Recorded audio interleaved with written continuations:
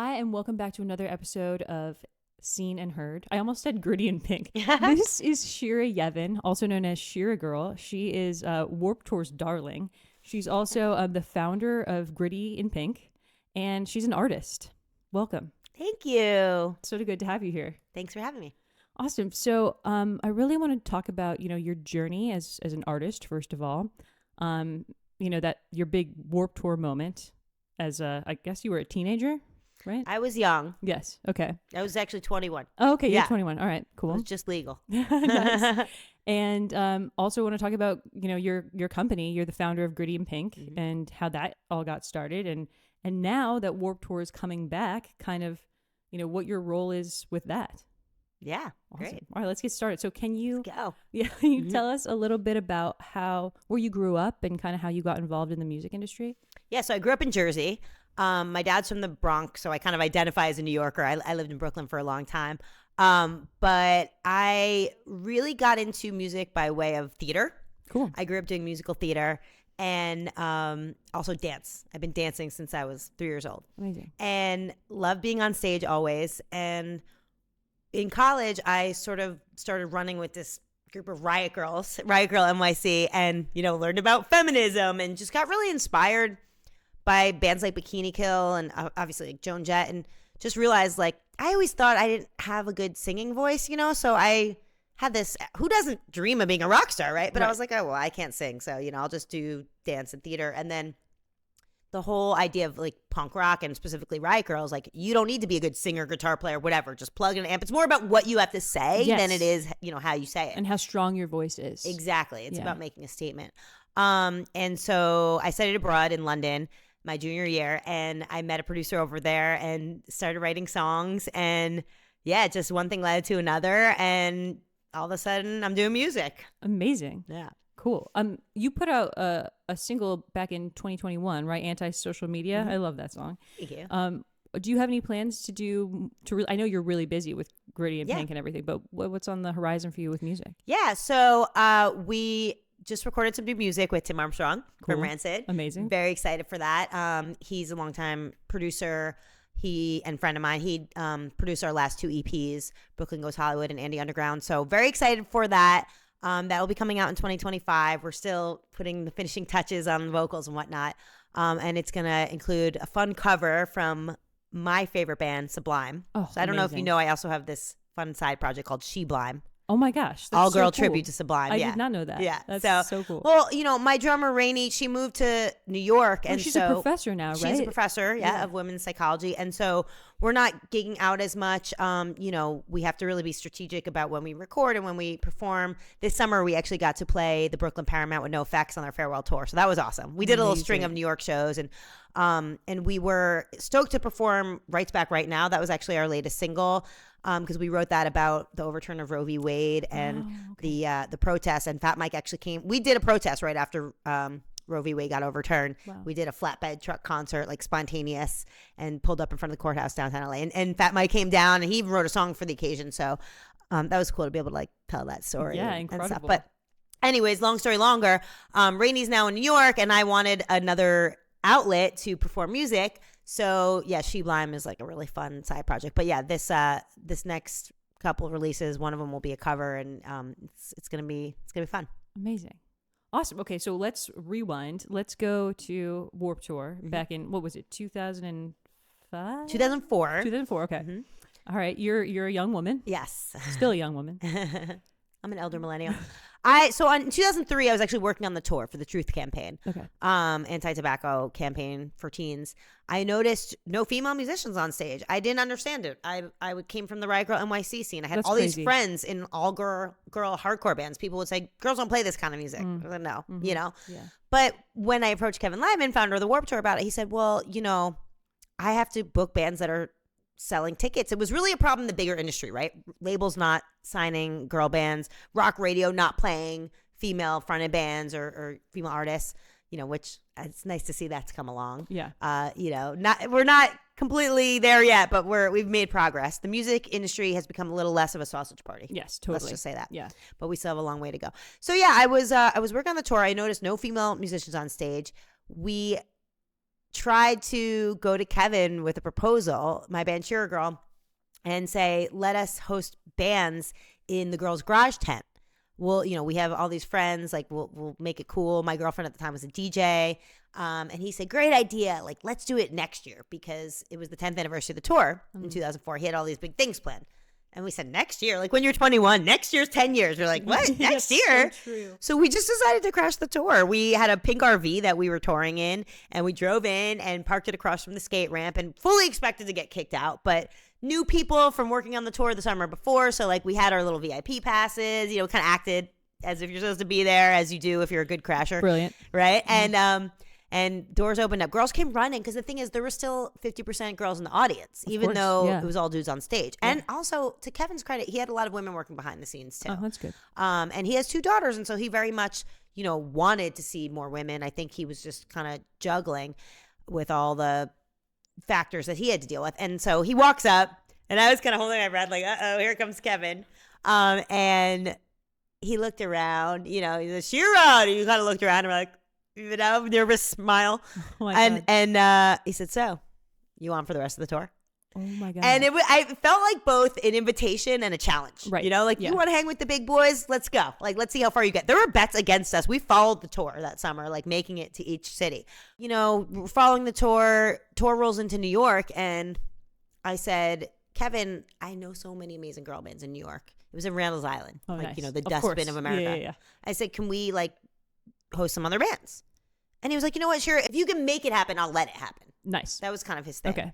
And I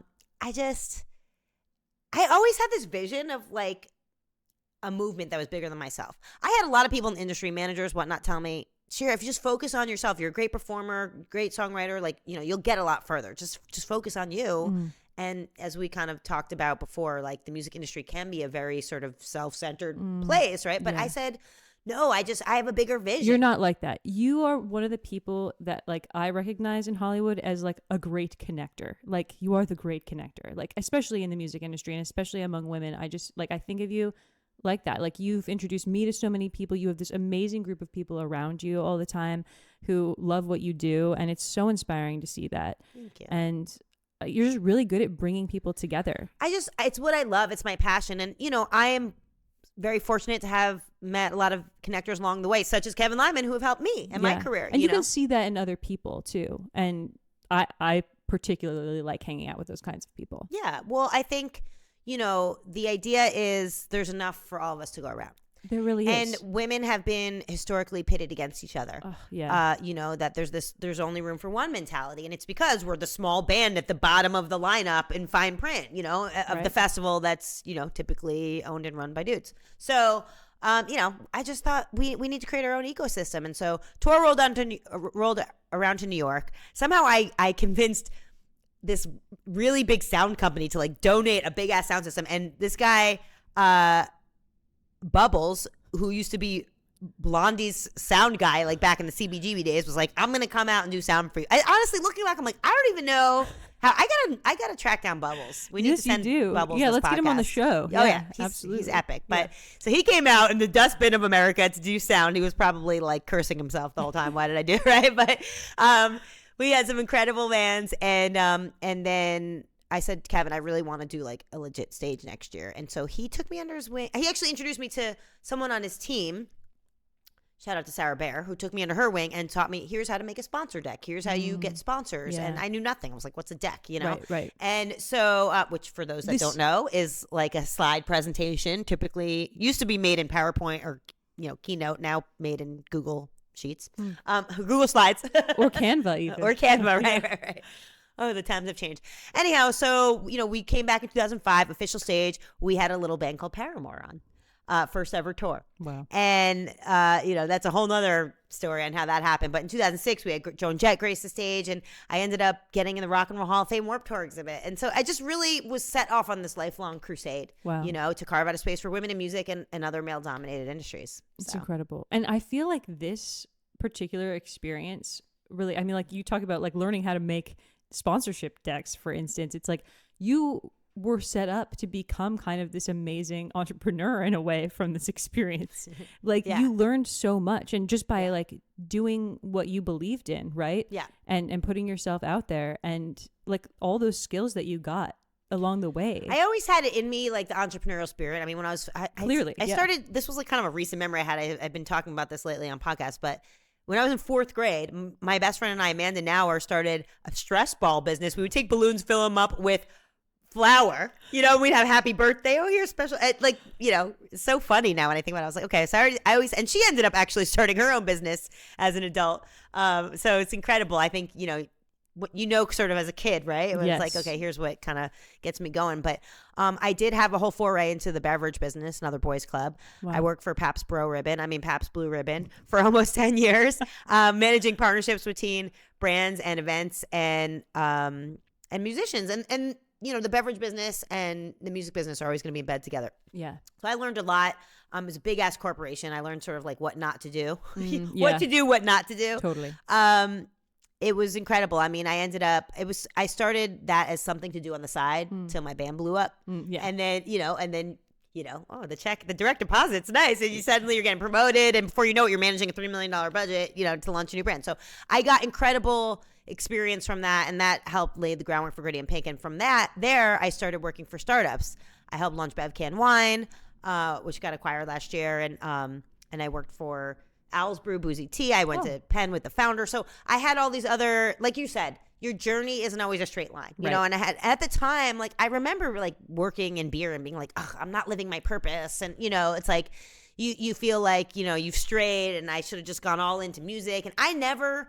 Like, I was always DIY. I never did the thing where I tried to get a record deal or I tried to get, like, a manager. I did have some managers. I had my first actually legit manager was Johnny Zazula, who discovered Metallica. Wow. And that was through Warped Tour. You know, he noticed me. And his daughter, Ricky Z, got me on the cover of Ventura County Star. And Gritty and Pink was the name of our article. That's actually how we got the name. Oh, that's so smart. So, that's awesome. So, you know, I think it's a journey, and I'll say that to hopefully inspire people, because, you know, there's times where you're on your journey, and I still have times, you know, but it's like, oh, like, what am I doing? I'm not doing what, and it's like, just stick with it, and like, it's going to kind of work itself out, you know? Yes. Yeah. Yes. I mean, where you put your energy is important, but sometimes you don't realize where you're putting your energy is actually like really helping you. You might think that you're stuck, oh, I'm just, you know, working a 9 to 5 right now. But like, actually, like, you're learning skills that are going to help you, you know, develop. Learning skills. You're building your network. That's everything. Yes, the network thing. I mean, I just had, yesterday, I had a guy called me up who I haven't talked to in years. I used to work with when I threw parties at PBR in Brooklyn, you know, and he was like, oh, I have someone you should meet, you know. And so, yeah, it's all part of the journey. Before we jump back into our talk with Shira Yevin and talk about her career, Gritty and Pink, and the relaunch of Vans Warped Tour, I want to tell you about our sponsor, Deeps. After a night of moshing and rocking out and crowd surfing, your body needs rest. That's where Deeps comes in. A new sleep science company that develops clinically backed products that help people get deep restorative sleep. Their sleep patch is formulated by scientists with naturally derived ingredients that release throughout the night to help you fall asleep faster and stay asleep. It's the perfect way to recharge after a crazy rock and roll night out, and you'll wake up without that morning grogginess. Head to getdeeps.com and use code DEEPS20 for 20% off your first order. Trust me, Deeps is the ultimate post-show recovery. So then let's talk about the Gritty and Pink birth. I remember like you sending me the link. Well, first of all, I remember, you know, we did a lot during the pandemic too, with just like, you know, concerts, you know, digital concerts essentially. Yeah, like stay at home. So that was so much fun. I loved doing that. And I think it really kept people like alive, like engaged with the music industry, because people were so sad, you know, at that time. Yeah. Like so many of my singer-songwriter friends and all of that. I mean, I had just had like an album release party with like 300 people. And then like 2 weeks later, like the pandemic happened, and I was just so bummed. And you really helped me with all the live streams. It was really, really glad. Good. Yeah, 100%. Wow. So I mean, so it sort of kind of started as like a live music kind of concert booking. So January 2020, we started Gritty and Pink as a monthly series at the Satellite. May she rest in peace. One of the venues that didn't make it out the pandemic, but It was incredible. We had 3 magical months, and our friend Alex Nicole Windsor, who I think, shout out to Alex, I think that's how I met you. Yes. She was the musical director, and we literally did 3 jams in 6 weeks because we started with Grammys. I remember it was January 22nd, Grammys week, and which I later learned was the anniversary of Roe v. Wade. Oh, wow. I know, crazy, right? And January 22nd, and then we wanted to like slowly transition it to be like, I think it was the first Tuesday of every month. So we did February, I think it was like February 11th or something, Valentine's theme. It's Grammys theme, Valentine's theme. March came around, it was like March 3rd or something. And we did Women's Month. So every month had a theme, and we were planning April Chickchella. Oh, nice. We already had someone was going to fly in to perform, and we were so excited. Then of course COVID hit. Wow. So, but we had started this community, you know, each jam had 50 of the best female musicians in LA. I mean, we had Eva Gardner, bassist for Pink. We had Kiki Wong, who's now playing with Smashing Pumpkins. I mean, Britt Lightning, like we just had incredible talent. And when COVID hit, like you said, you know, musicians were looking for community, looking for performance opportunities, any way to connect, right? And so I remember like when I was telling the team, you know, when everything shut down, right? And people were like, there was nowhere to go, nothing to do. So we kept having kind of these weekly Zooms, like, what should we do? Yeah. And I remember telling the team we should do a live stream. And in the beginning, remember when we all thought it was just going to be 2 weeks? Yes. They're like, no, like, they're like, this is going to clear up. We'll be able to do our April event, you know? So I think I was kind of on like the early adopter of like, no, we need to go virtual. Yeah. And then we decided to do an Instagram live stream. And that first one, we had like 600 people tune in, and we had a ton of people just come on for 10 minutes and sing or interview, and it was fun. And then that turned into Instagram live stream fundraisers. We raised thousands of dollars for different charities, ACLU. We just did different themes, and Alex was in it. It was like my pod. I mean, I lived alone with my cat at the time. Like, this was our saving grace, you know, because every week, like, we had nothing to do, so let's learn a new cover song and, you know, and book artists. And then the cool thing about going virtual, as tough as it was to not have live shows, is we got to sort of go really quickly from this local scene to this national network, because we launched a virtual tour and we were featuring artists in different cities. And Alternative Press wrote about it, like, you know, founder of the Warped Tour Shira Girl stage launches this thing. And so that was cool because we were able really quickly to build up our network geographically because everything was virtual. Yeah. So makes sense. Yeah, it's so cool. And so then when did Live Nation get involved? So from the live streams, I was trying to figure out at the time over COVID, I was like, you know, I was learning a lot of just about how to start a company. And I always had this vision of Gritty and Pink being a network, right? An online network. Like I remember very clearly that the night after I left Bev Can Wine, and I was like, I'm going to start a company. This was like May 2019. I went to Kevin Lyman. I said, I stayed up and wrote a 30-page deck. You know, I stayed up all night. He said, come over, like just come for dinner and like we'll figure this out. You know, so we sat at his table and I showed him the deck, and I said I wanted Gritty and Pink to be 4 things. It was events, lifestyle partnerships, a media like content studio, and an online network. Nice. So I had this big vision, you know, and he's like, this is great, Shira. He's like, you need to focus, pick one thing to start with, you know? And so we said events, LOL. We didn't know, right, what was coming in 2020. Yeah. And so, but also I had talked to my friend Babs, who started Emo Night, and that became a whole phenomenon. And they just started as like a monthly DJ night at Shortstop in Echo Park. I mean, God, that grew.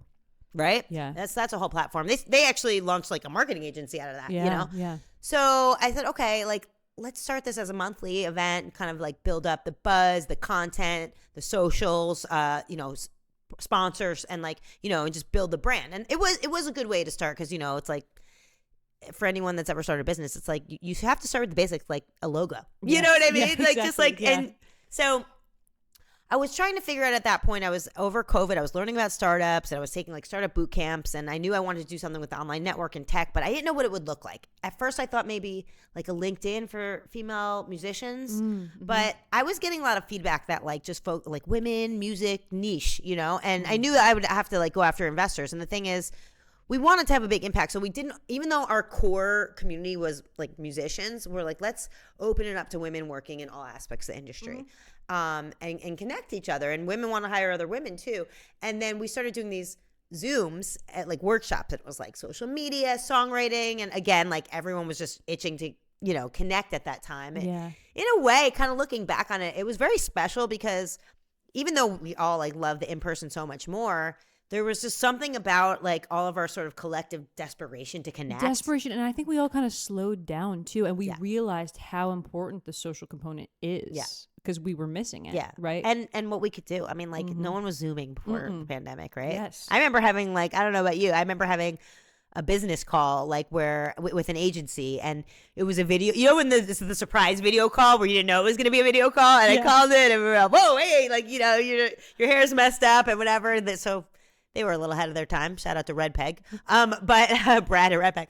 But yeah, so, you know, we were figuring out, okay, what is this going to look like? And then we realized, like, at the end of the day, what do women need in the industry to get paid? Like, to get hired and to get paid, right? Period. Yeah. And so that's when the sort of marketplace model was born, because that was a very hot thing in VC at the time. And I was working with Karen Kahn. Shout out to Karen from I Fund Women, who was sort of coaching me. I was trying to figure out, how am I going to, you know, raise this money? Because coming from Bev and the startup world and Beverage, I realized, like, you know, you can raise like a shit ton of money and just have a company overnight. It's a wild thing, right? Yeah. Coming from music where it's so like DIY and, you know, brick by brick and, you know, blood, sweat, and tears. And I mean, the founder of Bev raised $9 million. She didn't have one day of experience in the beverage business. I mean, it was nuts, but she was incredibly talented at you know, rallying people. And her her background was investment banking, which is, you know, she had the network and the lingo But yeah, so I just thought, okay, if she can raise 9 mil, I can raise at least one, right? Like, LOL. I see how hard it is. And she also had a very different type of business. But I think for me, just realizing that this marketplace model could be a scalable model, and also opening it up to a big vision. Like, you know, maybe the music industry is just the beginning. You know, then we open it up to all aspects of the entertainment business. There's other male-dominated spaces. What about sports? What about tech? You know? Right. And investors really do want to see that big vision. And I have big aspirations. I mean, you know me, I'm ridiculously ambitious. So I'm like, yeah, fuck it. Let's do all industries, you know? And hey, I mean, like, don't sell yourself short, because you've already raised like $250,000, right? We've actually raised about $700,000. Oh my gosh, that's even better than I thought. That's incredible. Yeah. So, and we're going for the mill right now. So we have $250,000 in revenue. Oh, that's incredible. Yeah. That's exciting. Thank you. We just hit that milestone, actually. So. You were recently on sort of a Shark Tank kind of show. Yes. It's called Entrepreneur Elevator Pitch. Okay, got it. Nice. Yeah. How was that? It was great. So, you know, went on to pitch InPink, which, you know, to kind of complete the story from before, we decided to do a marketplace. We launched InPink as sort of a female-powered Upwork, you know, for the music industry. And, you know, that experience was very surreal. I haven't really talked about it yet because it just came out 2 days ago. And, you know, it's a TV show. So it's like there's a set and, you know, you have to like shoot, like everything is meant to look organic, but you're okay, whenever we shoot the walk-in scene, we shoot it from this angle, shoot it. But I will say, we only had one chance to do the 60-second pitch. Wow. And I was very nervous because 60 seconds is not a long time. No. And there's literally like a timer above the camera. And you don't want to stumble, you know, and I was actually worried that I was going to like blank out, because I've done my pitch so many times now that, you know, there's certain lines that I say that I'm used to sort of like I have a script, you know, and so I thought like I had edited a new script for the 60 seconds, but I was like, what if I stumble and I start going, if I go down that path, then I'm just going to get messed up. So I got really nervous, like right before my heart started beating. I had to like breathe. Okay, we'll get through it. And then, you know, so it's like Shark Tank meets The Voice. They vote on if so you go to an elevator, you have 60 seconds to pitch, and then they vote on if the elevator doors will open and they let you into the boardroom for the full pitch. Oh, I like that. Better than Shark Tank. But I saw people before me like leave and not even get let into the boardroom, and I was like, damn. And they flew in, you know, we shot in Florida, and I was like, damn, like I hope I at least get into the boardroom, you know? Yeah, that's rough. So, and you know, if you watch the show, there are some people that do like blank out or whatever. So, yeah, I went in, I did the pitch, and I just was like, okay, I got this. And the people behind the scenes, we recorded some social content, and they were cheering me on, and they were like, nah, you got this. You're going to get in there. Yeah, okay. And who knows, right? It's TV. Maybe the producers already decided before who goes and who doesn't, right? You never know. But they say it's voted and all that. So I did get in. Wow. So that's exciting. And you'll have to watch the episode to see the rest. But I'm very proud of how I showed up. You know, I think it was surreal. It felt like a dream. You know, like the elevator doors open and there's Mark Randolph, founder of Netflix, and Kim Perrell and Tahani Jones was the guest judge. And I've seen all of them on the show, so it's like all of a sudden I'm in that position, and the lights are there, and the crew, and it really did feel like a dream. It was bizarre. Oh, I can't imagine. Yeah. Well, so how long has that show been on? This is the 12th season, actually. Oh, I had no idea. I know. And it's on Amazon Prime. Okay. Yeah. So, wow. Yeah. I mean, those are really impressive people to have on that show. I mean, founder of Netflix, that's wild. Yeah. And Kim Perrell is great, too. She has a VC firm, 100 Code. She's holding it down for the women on the show. And then Tahani Jones is former NFL player. So it was an interesting sort of, cross-section of investors. So you talked about expanding Gritty and Pink into other sectors, and you mentioned sports. So would it be predominantly women in sports? So it's women in sports, but it's not the athletes. It's, we're focusing on the gig economy. So it's like everyone kind of surrounding that. It's the content creators, the videographers, the production staff, things like that. Right. InPink has about 6 different categories, and it's of course, we have subcategories too, but we have music and audio and live talent, which is like DJs and bands, but we also have business, graphics, marketing, and local services like photo, video. Right. So, hair, makeup, and all the things. So when you think about it, it's like a lot of those things can easily translate to other industries. And there's a lot of sort of ancillary, services, right? It's not just who plays on the field. Like, for example, Angel City Football Club, the women's soccer team in LA, they're one of our clients. They had contacted us to hire a DJ for their Pride Fest. Oh, nice. They do this like pre-show festival. And one thing that we love about InPink is we have diversity tags. So if you're looking for, a queer DJ for a Pride event, it makes it easy. So shout out to Sterling, Victorian. She got hired for this and was like so stoked. She's like, this is one of my favorite gigs ever. Oh. And, so we see that it's like there's a lot of crossover between music and other verticals. But yeah, some of these things, like, for example, logo design, it can easily translate to other industries. It's just you want people that sort of specialize in one area, and then from there you can kind of branch out. Right. So I'm trying to think of the name of this website that I'm like, okay, it's sort of like how I would describe Gritty and Pink. It's kind of like a Fiverr. Fiverr. Yeah. That's the one I was thinking of. Yeah. I mean, do you ever compare yourself to Fiverr? Yeah, people do. Yeah. Yeah. But it's so much more specific than I feel like if I get on Fiverr, it's just like, okay, everyone here does SEO apparently and copywriting, and Gritty and Pink is just, first of all, I love the layout. I love everything about it. Honestly, it's so great. And if you haven't checked it out, please go check out Gritty and Pink. InPink.com. Yes. And sign up for an account. And people can sign up for an account, obviously, like as a contractor, right? But they can also sign up for an account to hire. Right, exactly. Right. So any gender can sign up for an account. I always want to make that clear because people think, is this only for women? No, this is for everybody. Right. To hire women and non-binary professionals. Yeah. So, but you do, the idea is that you do want to be a woman or a non-binary professional to have a listing. Yeah. Amazing. Cool. Awesome. So yeah, I'm super all about it, and I can't wait to see what you do with it next. Thank you. I also want to mention, because you brought up Fiverr, I think there's like a couple different ways, because I get these questions all the time from investors, like, how are you different? Yeah. Well, first of all, Fiverr is not cool, and it's very transactional, right? Yes. We're a mission-oriented company, so obviously, if you're working with our platform, you want to you want to advance gender equity and equality in music and beyond, right? You want to hire women, you want to hire diverse people. And I think, this generation coming up, leans a lot more into, supporting companies that back their values, right? It's not just transactional. People care about that. Okay, I want my dollar, especially now more than ever, right? People want their dollars to mean something.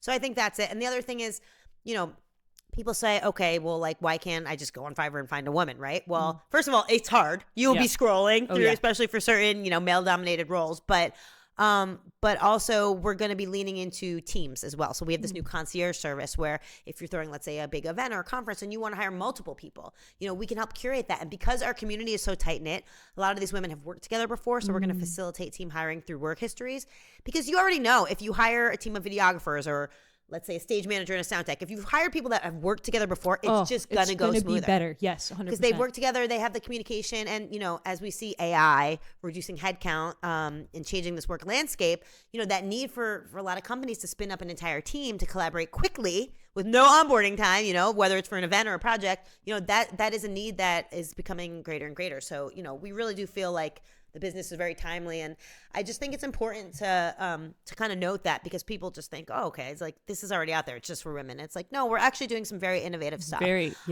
think it's a godsend for producers. Really, it sounds like. I mean, to go in and find like a whole team like that is incredible. And as you know, how hard is it to find a female producer? I mean, that is one of the areas. I was just talking to Steve Bolton from Forbes about Emily Lazar, and she has, you know, her organization, and we're talking about, you know, is the needle being moved? And he asked me, do you think that things are changing for the better? Because the Grammys came out, it's a lot of women. He's like, or is that just sort of a superficial metric, you know? And I said, well, it does feel like, you know, the music industry is a little bit less of a sausage party. But I think, we still have a long way to go. Yeah. Let's just say that. And he said, I said, well, what does Emily think? And he said, well, you know, it's we're still at 2% for the producers. So it's not. And you know, one more thing I'll say on my rant. Sorry, I have a lot to say. But I'm just here to make your job easier. I love it. Let's talk about Diddy for a second. Oh, okay. Wow. I know. I'm taking it there. But this came up on a call today. Like, how are you going to protect women from sending them into dangerous situations? Yeah. Well, first of all, a core reason why people want to hire more women is because, you know, they are scared of getting sexually assaulted or harassed. And one of our use cases is a manager will reach out and say, hey, I really want a female photographer for this artist is a teenager, you know, and it's like, we don't want a young underage girl, you know, being shot by a man, period. Like, you know, an older man. Like, it's not to say, I'm not saying all men are, you know, or whatever, but it's just like, you know, people have concerns. Sure. And so we're also looking into that. How do we provide safety for them? Well, just the fact, if you book on, you know, we're looking out for you. If you book on a platform versus just, you know, directly through a text message, it's like, we're going to have your back. Right. You know? And so 100%. we're really digging into, okay, how do we get people verified? You know, maybe we have an optional background check. Yeah, I was going to ask you about that. Like, as you scale, like, how are you, like, screening? So, yeah, that's really something that, you know, we're looking at, like, as we speak. Because, you know, in the beginning, it's like just, you know, trying to get things started. We just hit 1,000 stars, which is accounts with listing. So we're excited about that. And it's like, we want to get more talent. But people do say, okay, can we get more highly vetted talent? So we're going to have, like, Fiverr has Fiverr Pro. So we're going to have, like, a Gritty Pro. And then when it comes also to the clients, we call them clients and talent. So when it comes to the clients, being able to verify them so that they know they're going into a safe situation. Right. Yeah. Awesome. I mean, look, I will say, I'll be the first to say, you know, I've bitten off a lot. And they always say bite off more than you could chew, right? And it's like, you know, we talk also about developing an AI-powered fair pay scale. So women are making 50% less on these digital platforms like Fiverr. Right. Why? It's because they're underpricing their services. Yeah. So, you know, we're sitting there and taking stock of all these issues and like, boom, how can we solve each one? But Rome wasn't built in a day, you know? Yeah. So everything is in progress. Yeah. I love it. That's so cool. All right. So what's coming up for you? I know you just got off the phone with someone from Forbes before you were here. So I mean, like, you had a busy day. Yes. And like, people are really noticing Gritty. They're really noticing you, and everything's so exciting. You're on the up. And so what's next? It's so funny because I'll say, like, for people watching, because I know we've all been there where we watch something, we're like, oh, like, you know, she's crushing it. And it's like, it's a freaking roller coaster, okay? I said to you today, right? I go, I'm up today, but tomorrow I might be down. But, like, we ride, right? Yeah. We ride it. But what's next? Well, you know, you've heard Warped Tour is coming back. And Gritty and Pink will have a presence. We're still... you know, working out the details, but Kevin Lyman, founder of the Warped Tour, is, as I mentioned, a longtime mentor and an advisor of the company, as well as an investor in Gritty and Pink. So, you know, we want to see how we can utilize this platform to drive traffic, signups for InPink, potentially opportunities for other performances and touring around Warped Tour. So I can't say too much, but, you know, Live Nation is one of our partners. Oh, you know, to take it back, because you asked me, we totally went on a roundabout, but you did ask me, how did Live Nation get involved? I did, yeah. And see, I got my Starbucks today, so like we're rocking. We're trying to reel in the ADD, but we're also going at a million miles per hour, right? Yeah. So when we first launched InPink as a marketplace, our first check-in was Long Beach Accelerator. Okay. So that was my first investor. And really when that came in, we bought InPink.com, which I have to say we bought for $500. People told me that this is going to be a $15,000 It was for sale. And we were trying to figure out what's, you need a good, Gradient.com was not for sale. Domain names are so important. Yeah, and have a 6-letter one. Yeah. And there was like a defunct jewelry company that had InPink.com. So I looked him up and the phone number was on the thing and I just made a call. And I tell these stories because it's like, guys, be bold, Yes. like, and don't ever think that it's easy. It's never easy. You're never like, oh, I'm just going to call this person. You're like, oh, should I call this person? Shouldn't I call this person? Like, are they going to ask me for $1 million? But I called them up and I gave them my little spiel and, we're doing this little company for women and music, like, please don't charge me $1 million. And he said, all right, well, I need to talk to my business partner. We'll call you back tomorrow. Oh, shit, the business partner. So I got the call from got the business partner. I'm like holding my breath. Kind of like the Kevin Lyman thing, right? Walking up to the thing. You sort of hold your breath. You cross your fingers. He said, okay. I gave them an offer, $500. He said, okay, we'll accept your offer. Wow. One of my investors literally, he goes, there's no way you're going to get that domain for less than $15,000. That's insane. So, we got this InPink.com, which actually ended up being cool because we're able to brand InPink as the platform. Gritty and Pink is sort of, it's the bigger company as far as the community. Yes. We kind of look at Gritty and Pink as sort of a lifestyle brand. We got the merch. We might launch a tour. We want to have different, properties. We see it as like a media company, right? Yeah. So, and then InPink kind of became the platform, and it sounds techie, So, Long Beach Accelerator was our first check-in, and they helped us sort of, they really helped us like fine-tune the pitch, and we had a demo day with investors, and I learned a lot from that whole program. And from there, Live Nation was the next check-in, but it was a whole thing. The startup world runs on warm intros, so I was grateful to meet the president of Live Nation Women through I Fund Women, who I mentioned. Shout out to Karen Kahn, and but obviously the intro is just the first part, right? Then it's all about the follow-up and the persistence and execution. And it was several Zoom meetings, several in-person meetings, flying to Nashville, when are you going to be in town in LA? Like, going to the Polestar Awards and having lunch and meeting different people from Live Nation and having a lot of patience too. Yeah. Like, and manifesting is real, like, I don't know. I'm one of those people. A lot of people say, oh, you shouldn't talk about something until it happens. Oh, I totally disagree. Same. Yes. I was walking around telling everyone Live Nation's going to invest in my company because I just had a good feeling, Yeah. I mean, that was at the very end, not after the first meeting, but what happened was I saw that the CEO of Live Nation looked at my deck. I first got the introduction, I think, I want to say in like November. Maybe the first Zoom was in like December or something. Okay. And then it took until June, several meetings later. This was December of what year? December 2021 is Okay. when I got the intro. We had just gotten into Long Beach Accelerator, Okay. and we incorporated, even though we started as an events thing, we didn't incorporate until like basically September 2021. And 2 days after I incorporated is when I got accepted into so that's the whole manifesting thing, Yeah, right? yeah. I was putting it off. I don't need to incorporate, and it's a scary thing. And then you did, and 2 days later, like, oh, guess what? You're gonna get your first investment. So that was cool. Incredible. But yeah, so fast forward to June, end of June 2022, I saw Michael Rapino, Live Nation CEO, look at my deck, and I was like, as soon as I saw that, I was like, this is happening, And it took another month, and I had to meet the chief strategy officer or chief growth officer, another executive, and go through the pitch. And and by August that year, we had our investment and our lead investor. So, and then they announced it in Forbes in October. So things take a while, guys. Like I try to pass this on because, like I could have easily just like gotten frustrated and been like, they're not interested or it's not happening. And like, you just have to keep pushing. Yeah. So would you say that your advice for, little tiny Shira Yevins who want to grow up to be big Shira Yevins, to have patience and also to try to manifest what they want? For sure. What else? I think just having faith and believing that it's going to work out is so powerful because we all get in those negative mindsets some days where it's very fear-based and you're like, oh, what's going to happen? And you just have to kind of like see it and believe that it's going to work out. And when you operate, they say act as if, right? And when you operate in the world, like this is already happening. I'm already building a unicorn company, I'm already building a huge company, then people believe it and things start to fall into place. So, yeah, I love that. All right. We need to talk about where people can follow you. Yes. Specifically. So, Instagram, Shira_Girl. I wish the girl without the underscore would sell me her handle, but she refuses. She wouldn't take the $500? Yeah, I think I might have given her an offer, and she was like, "I'm gonna keep it." It wasn't good enough for her. Oh man.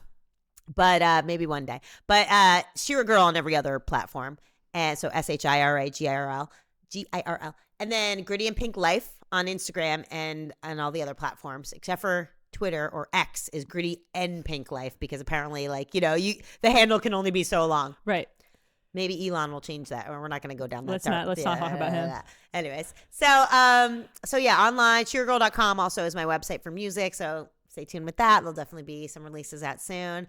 And yeah, I mean, YouTube, Facebook, all the things. Perfect. Go follow Shira. Thank you so much for being with us. Thank you so much for sharing your story. This was a pleasure. And I just want to say, like, we've had such a great time having you be part of the Gritty community, our jams and our live streams. And like, it's been so awesome. So I'm looking forward to having you as part of more events. Yay. Awesome. All right. Yeah. Thanks so much, Shira. Thank you.